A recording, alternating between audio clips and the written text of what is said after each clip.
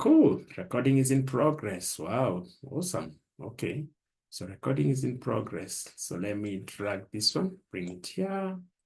Then I share my screen. Before I share my screen, let me see what I need to reduce from my screen to avoid cluttering.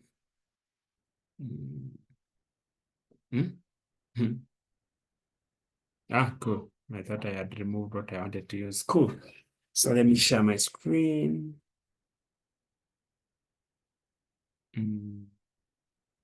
Give me a second, guys.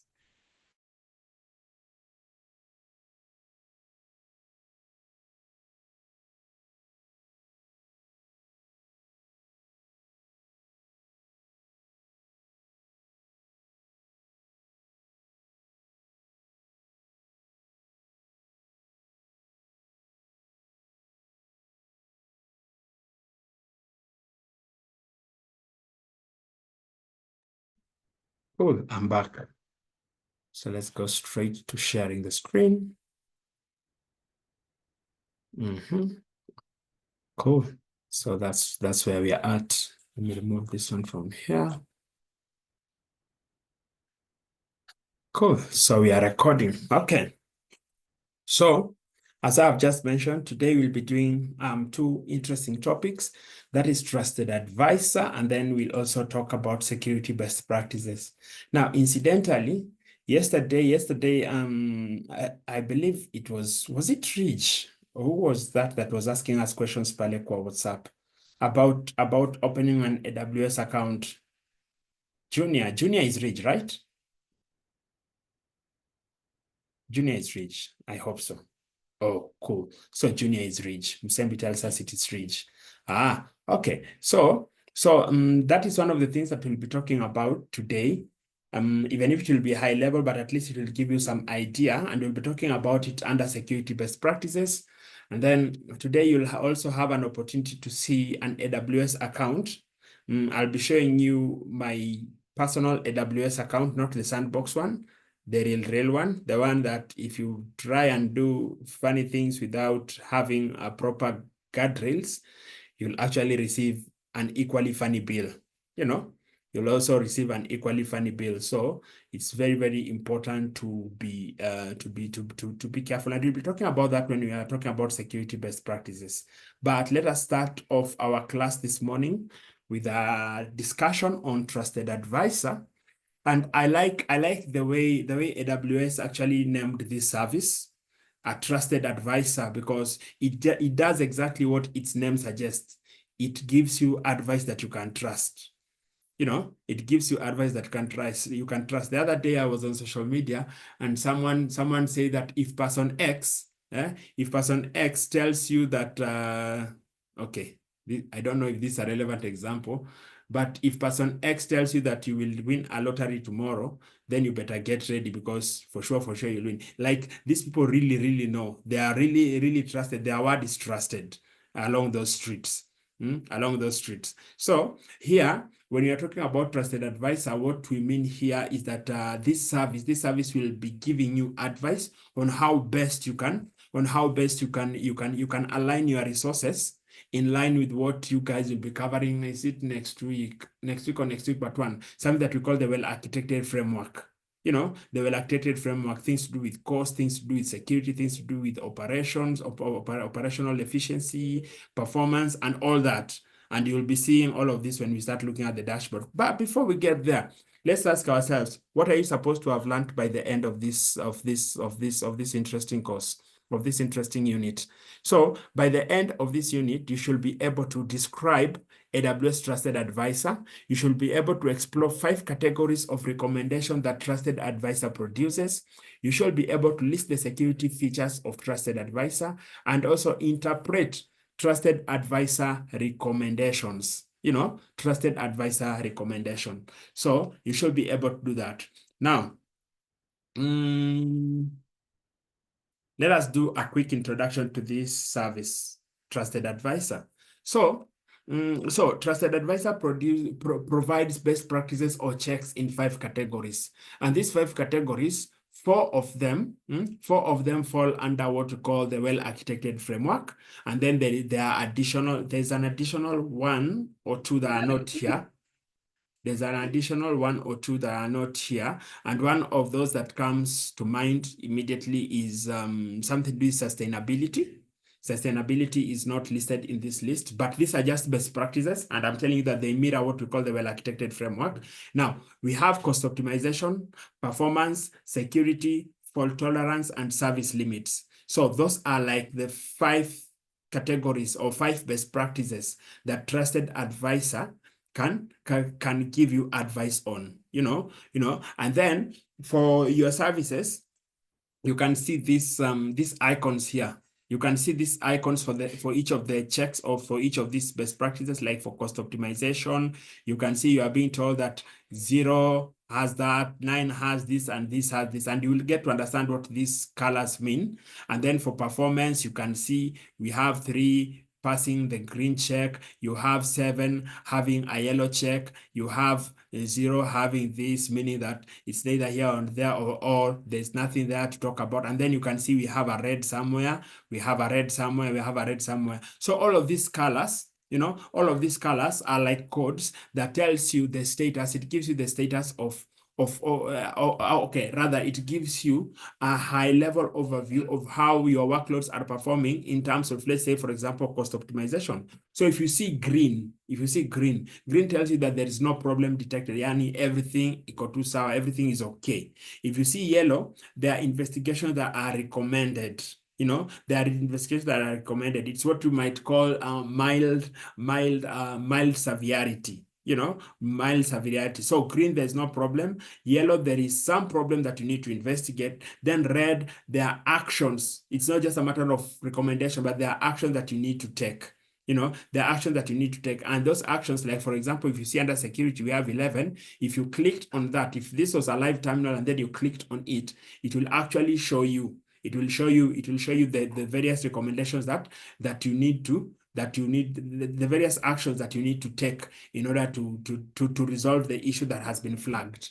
You understand? In order to resolve the issue that has been flagged. So we say Trusted Advisor is an online resource, to help you reduce cost, increase performance, and improve security by optimizing your AWS environment. It provides best practices or checks in 5 categories. Cost optimization.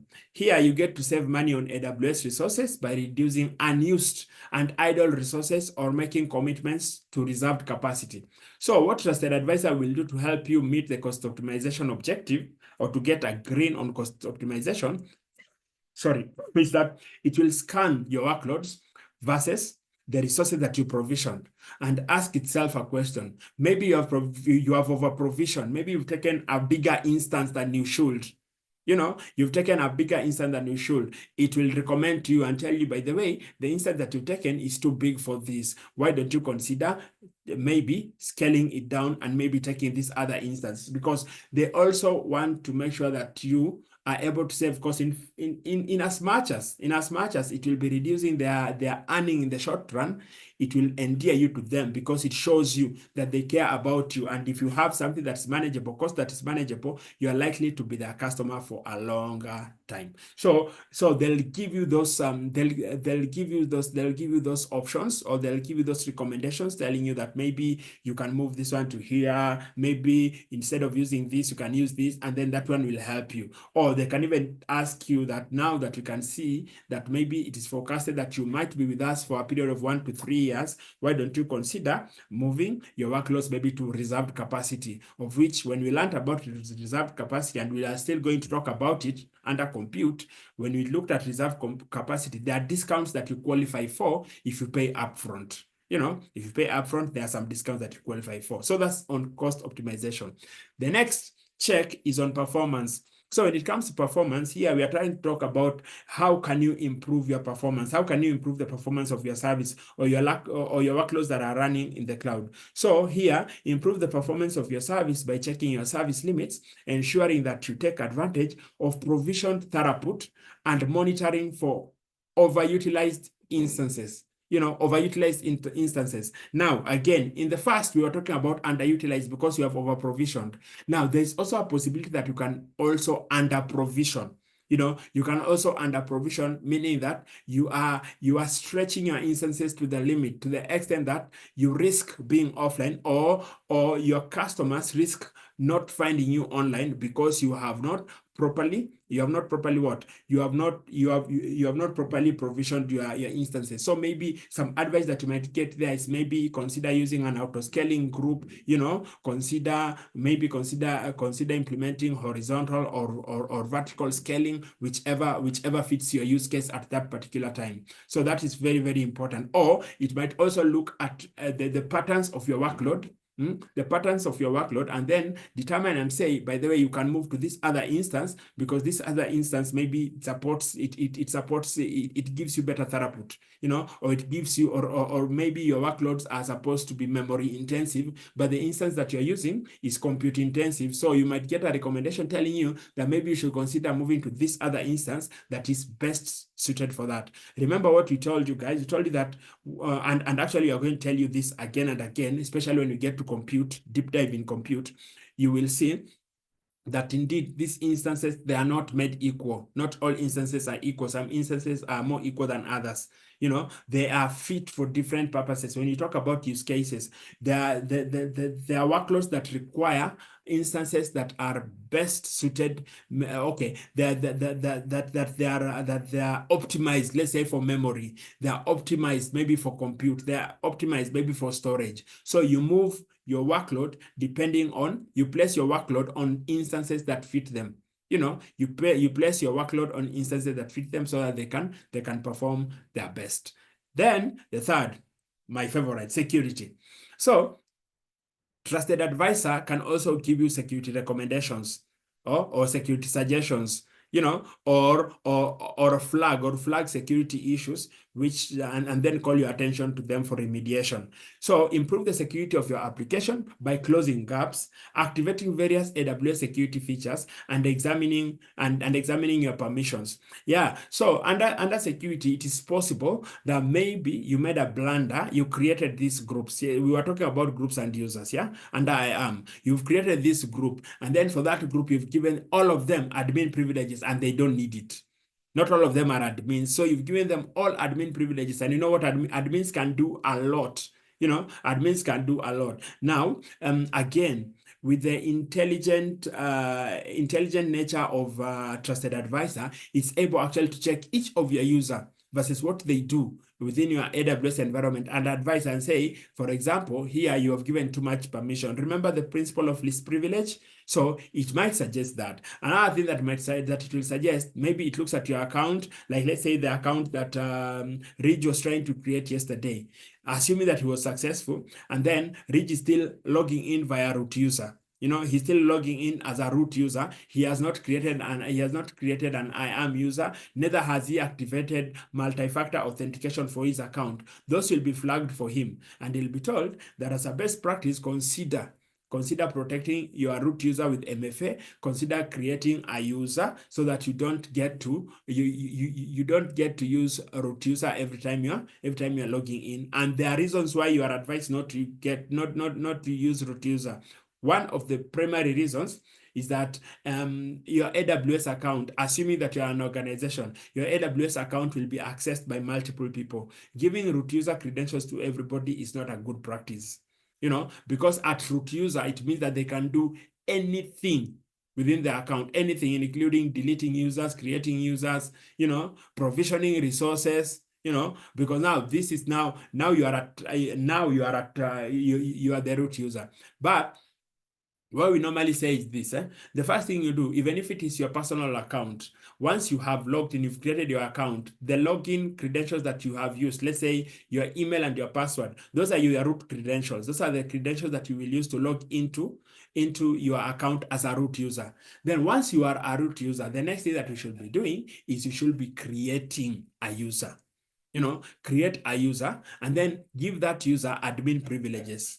Like, for example, in my account, I already implemented this. In my account, I have given myself admin privileges. I have a user who has admin privileges. So that user is able now to do other things. But now there are specific things that only root users do, and we'll talk about that when we get to it.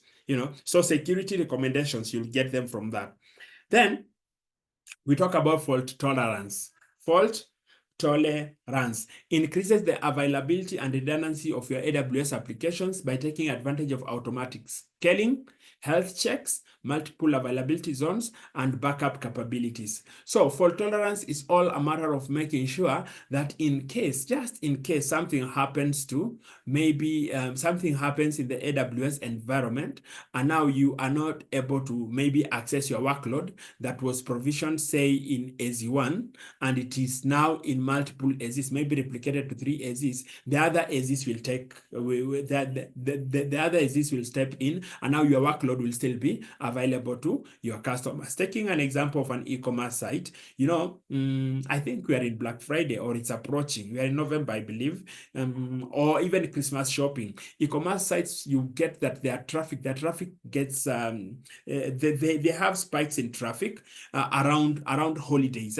Around holidays, they might experience spikes in traffic. So it's very, very important for this traffic to be sent to the right instance. And the right instance that we're talking about here is that instance. Remember, when we're talking about your website running on the cloud, your website will be running, say, in an EC2 instance. So that instance needs to be healthy. Number one, healthy means it is running properly as it should.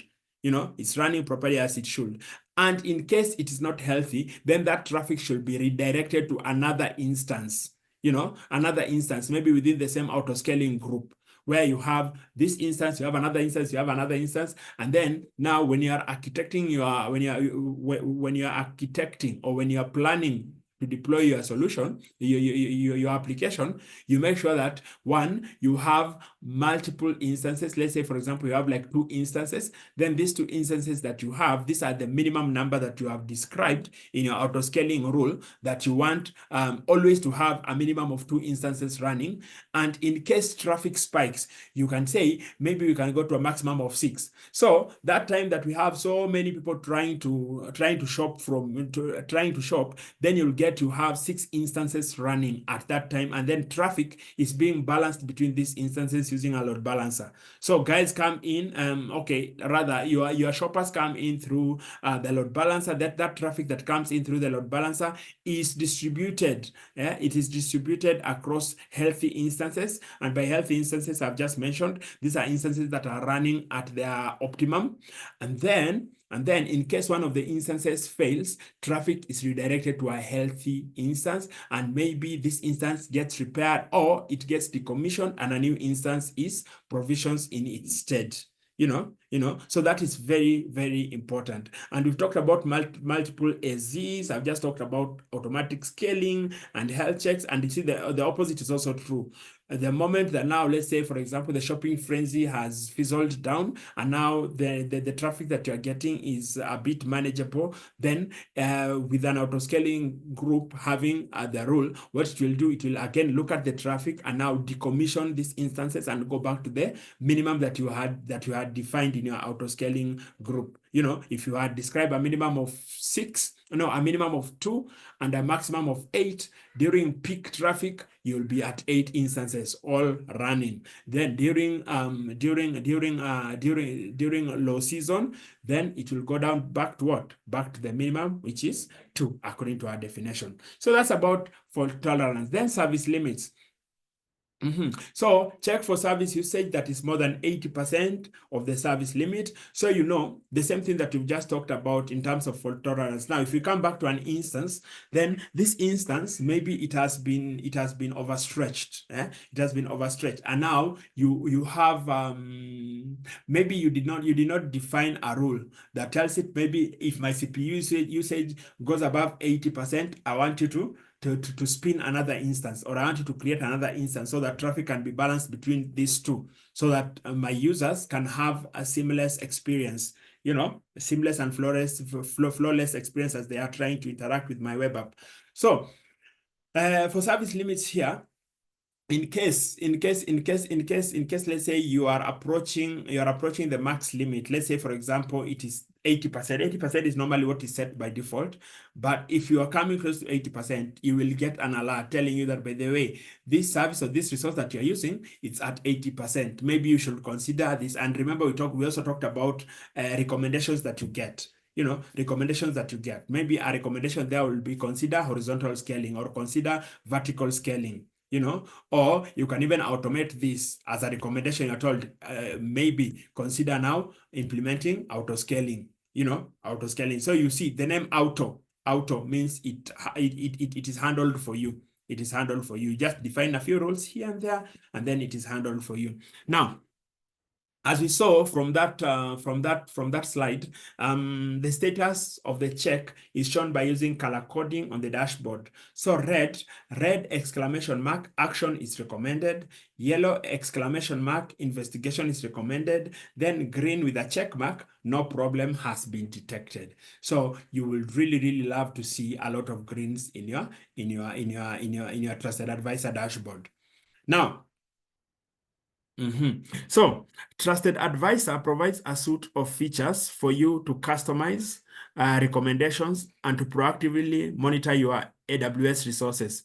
So, these are just some of the features that you get. You have something like notifications with actions. Under the actions, these are clickable. So you can click and then see the action that you're supposed to take. And then there is access management. Access management, it shows you recent changes in your resources and items that have been excluded in that. And then we have AWS support API. So here you can also do something like every 5 minutes, you can be refreshing to see what is that new recommendation that is coming to your dashboard. What is that new recommendation that's coming to your dashboard? So for Trusted Advisor notification, you can stay up to date with your AWS resource deployment. You will receive a weekly notification email when you opt in for this service. So when you choose this service, when you say that I want to be notified, then you'll be getting the notifications. Then access management, you can control access to specific checks or check categories. You can control access. So you can, the same way you have users, and these users are at different level of access. You can actually give these same users access only to that which they need to check. For example, if you have EC2 support team, then the access that you'll give them includes Trusted Advisor notifications for what for the resources that they manage, or the resources that they have access to.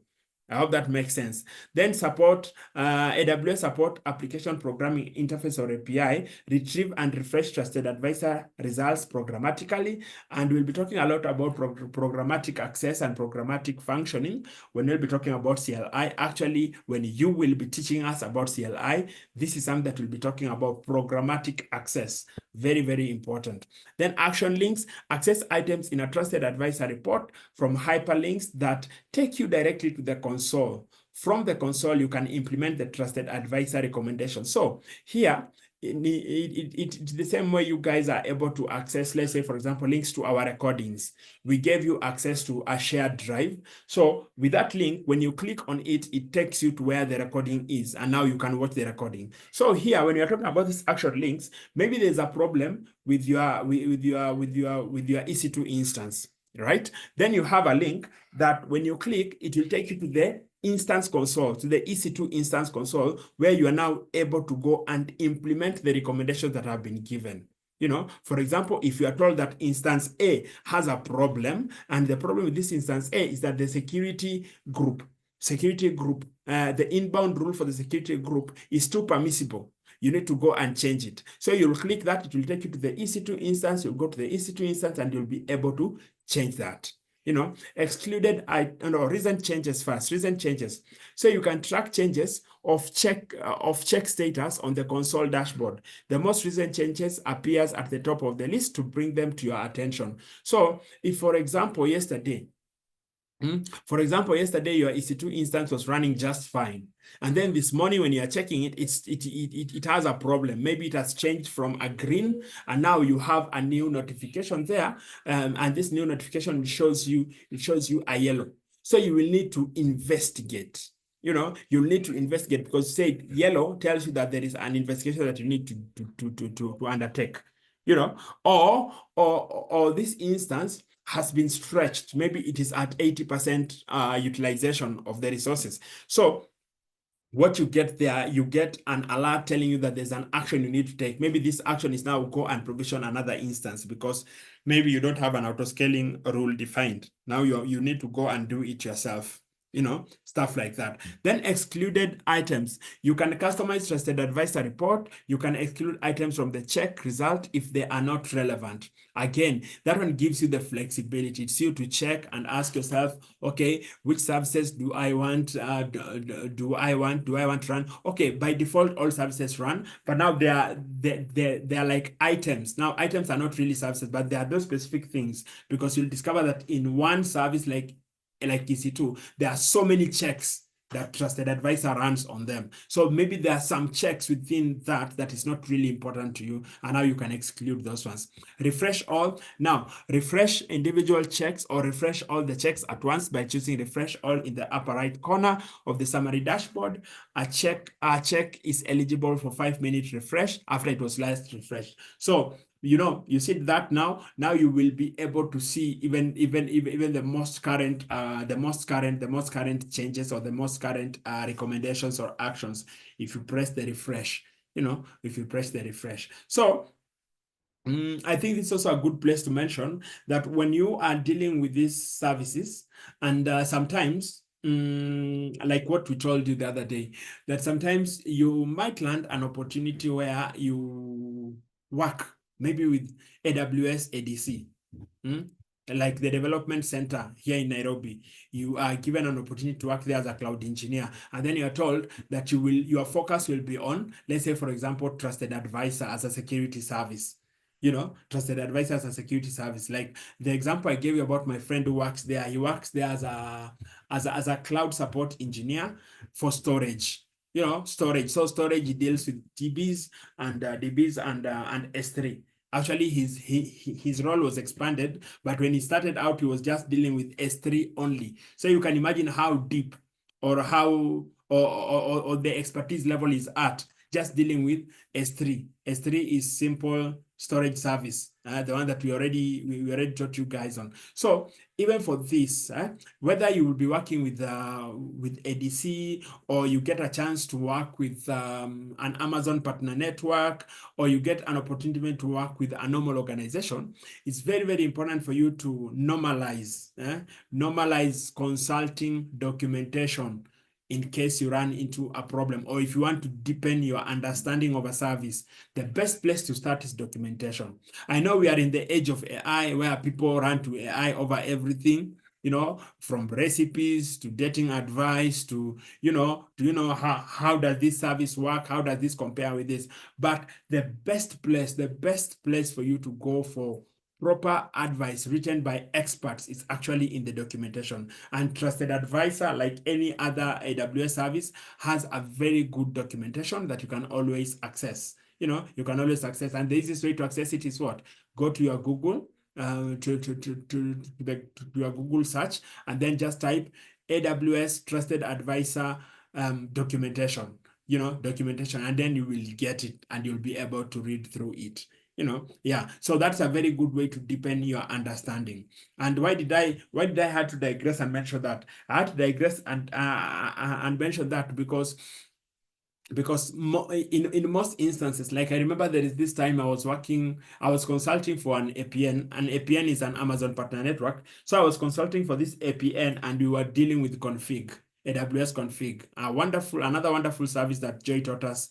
I believe it was yesterday. So that actually helped me really deepen my understanding in that service, because we were just doing something that we call an SDP, service delivery program qualification for the APN, and we were focusing on config. So you can imagine I have like 2 accounts where I am an admin user, 2 client accounts. I go to that client account, I go to their config service, and then I look at the recommendations, and I look at how they fare because there is a checklist that you use. So you look at how the organization fares in terms of best practices for config, and then you write a report on that and then submit it to a supervising partner who then submits it to AWS. So that is it. It's a very interesting job because it actually deepens your understanding of a service. So if this is a route that you've decided that you want to take, you want to deepen your understanding in the cloud and you want to become very good in the cloud, again, I will repeat, please don't go the shortcut way. Love consulting documentation. Why? Because these documentations have been written by experts, and these documentations, these experts keep improving the documentation over and over again. Good. That aside, so how do you start using Trusted Advisor? So for you to start using Trusted Advisor, the first thing you need to do is to sign into the AWS Management Console, and then you'll navigate to the Trusted Advisor console. Let me see if I can split my screen and bring the secondary screen here so that I show you guys these things as we do them. Do we have any questions at this point? Do we have any question at this point?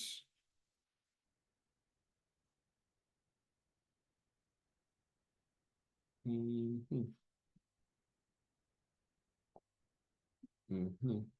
I'm not seeing any questions. So let me just drag my secondary monitor and see if I'll get it.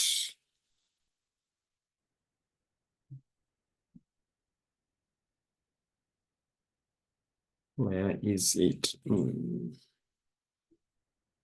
Yeah, here it is.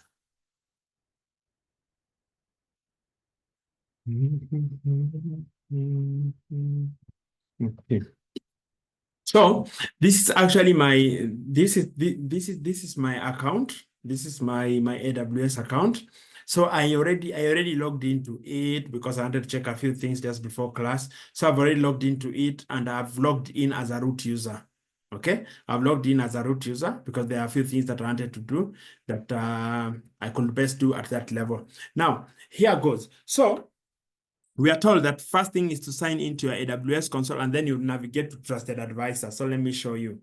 So you'll come here and then just type Trusted Patrick, Advisor. are you sharing the other screen? What are you seeing? The notes. Oh, sorry. Give me a sec. Unafanya vitu zako mwalimu. Asante. Vile inafaa eh? Okay, give me a sec. Nafaa kufanya vitu zangu msembi ama. Okay, give me a sec. Thank you for that. Ninge bant. Thank you for that. Let me share the whole screen. Give me a second. No, that will not share it. Sometimes I wonder why the option of sharing the whole screen disappeared on my side, because I'm only seeing windows that I can share. Give me a sec, I figure this out.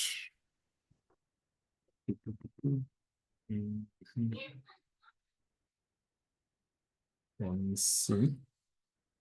If I share that, what are you seeing?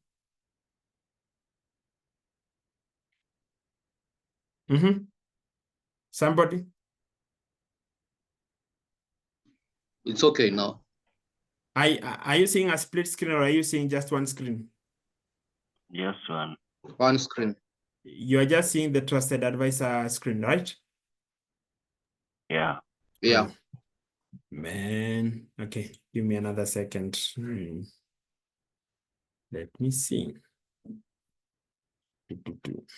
Just a sec. No, it's why I normally love just using my two screens, but I can't share both of them. Oh, layout.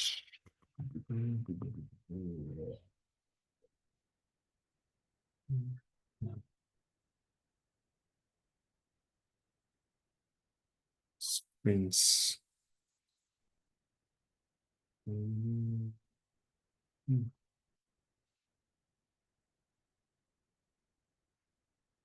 Okay, someone just confirm something to me. Let me try do something because I really need us to move. We cannot be stuck here. Where is my other notes? So this one. Okay, tell me what you're seeing. What are you seeing at the moment?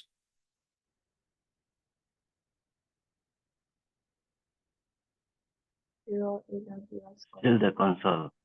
Just the console.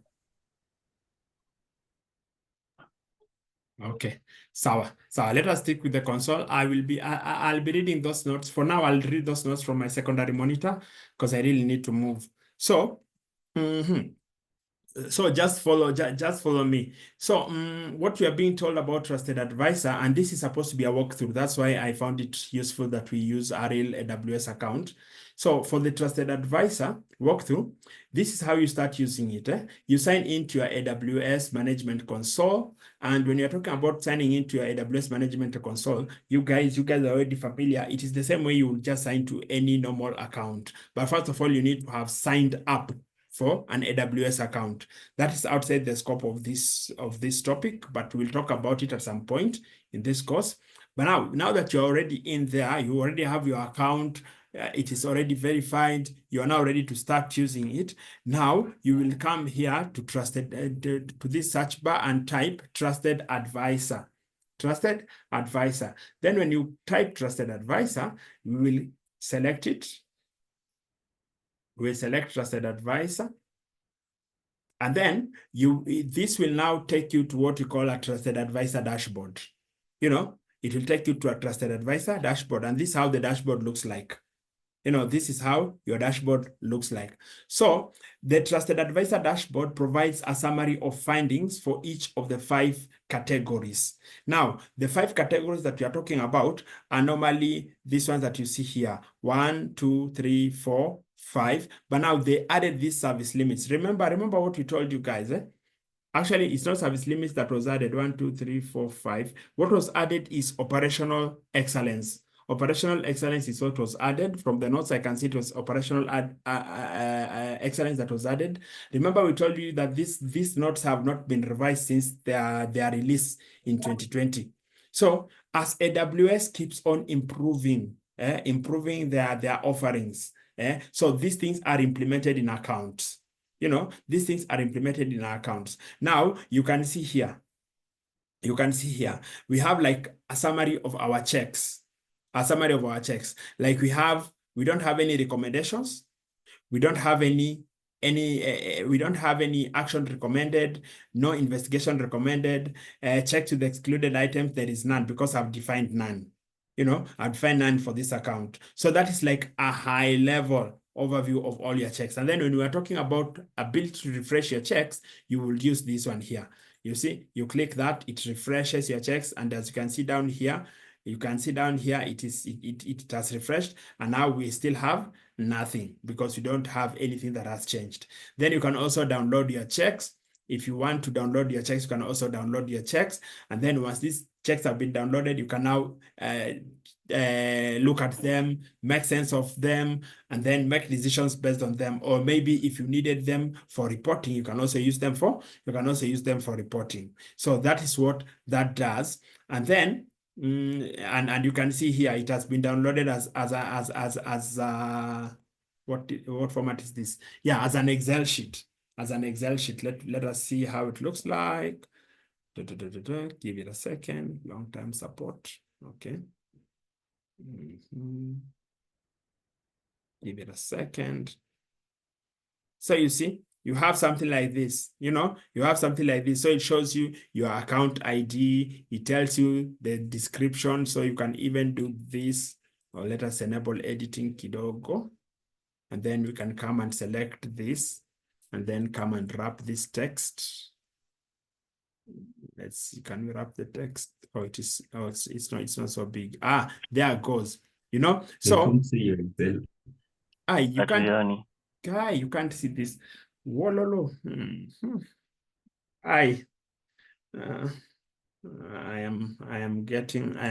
Give me a sec again. I'm wondering what's happening. Did screen sharing change? What happened to screen sharing? It was so easy. Let's see. Okay, give me another second, guys. Poleni sana. Mhm. Stop sharing.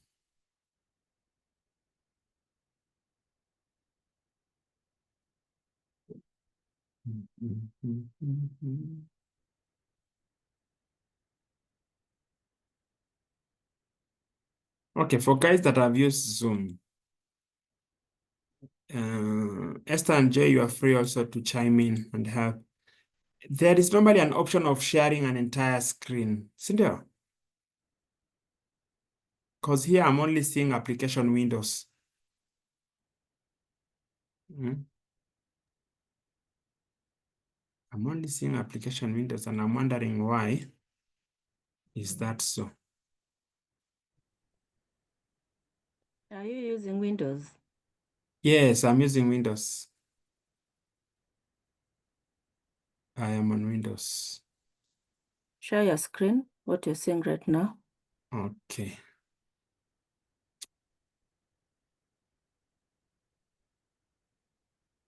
This is where I'm at. Or even better, let me send you a screenshot Okay. of my share screen so that you tell me if this is what I'm supposed to be seeing. Just a second, guys. Where is that snip?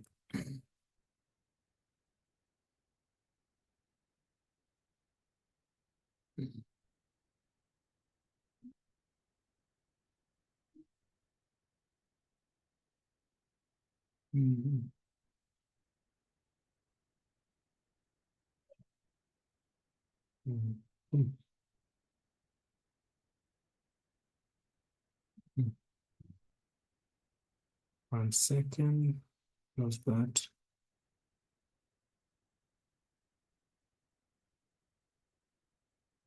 Let's see.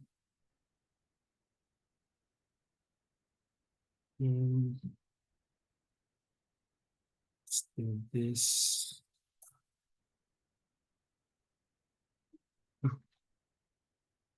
Where is that? Here it is. Copy. Let me get my WhatsApp. I send it to you.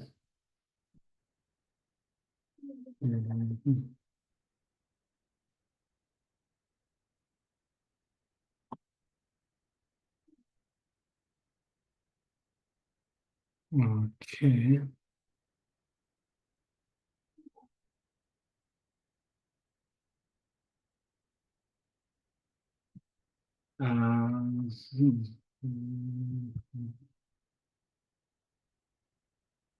Check that for me, Esther, and then Joy is suggesting that I leave the meeting and try come back.